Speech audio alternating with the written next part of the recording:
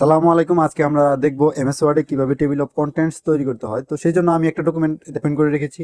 তো এটা আমি একটা প্রতিবেদন আকারে তৈরি করছি। তো এটা আমি চাচ্ছি এখানে যে হেডিং গুলো আছে এটাকে টেবিল অফ কন্টেন্টস আকারে কিভাবে উপস্থাপন করব। তো এখানে দেখেন অনেকগুলো হেডিং আছে, এই যে বিশ্লেষণ, আলোচনা, সুপারিশ, উপসংহার, রেফারেন্স তালিকা, এখানে অনেকগুলো হেডিং আছে।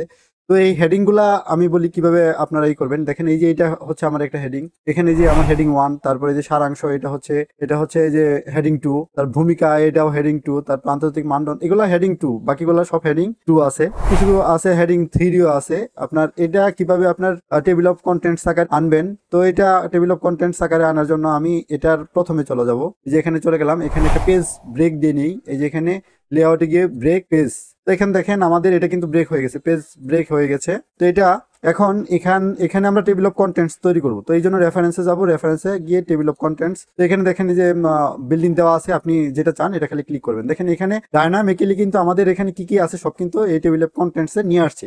দেখেন এই আমাদের প্রথমে আছে বাংলাদেশে বিমান চলাচল নিরাপত্তা শাসন, পেজ 2 এ আছে আই কমান, এই যে এই হেডিং গুলো এইভাবে নিয়ে আসছে, এই যে এগুলা হচ্ছে হেডিং 2, পরে আবার এই যে এটা হচ্ছে হেডিং 3। তো এইভাবে সবগুলা নিয়ে আসছে। তো অনেক সময় দেখবেন যে সূচিপত্র থাকে, ওই সূচিপত্র তৈরি করার জন্য আপনার এই টেবিল অফ কন্টেন্টস এটা ব্যবহার করা হয়। তো এইভাবে আপনার টেবিল অফ কন্টেন্টস এমএস ওয়ার্ডে ব্যবহার করতে পারেন। তো এটা আরো অনেক ডিজাইন আছে, আছে আপনারা ম্যানুয়ালি করতে পারেন। তো এটা আমি আপাতত দেখালাম, এটা ডাইনামিক্যালি আমাদের এখানে যা যা আছে এটা এক ক্লিকে এখানে নিয়ে আসবে। এতক্ষণ যারা ধৈর্য সহকারে আমার ভিডিও দেখলেন তাদের সবাইকে অসংখ্য ধন্যবাদ। আর আগামী পর্বে আমরা দেখবো এমএস ওয়ার্ডে ফুটনোট ও এন্ড নোট। আগামী পর্ব দেখার আমন্ত্রণ জানিয়ে আজকের মতো এখানেই শেষ করছি। আল্লাহ হাফেজ।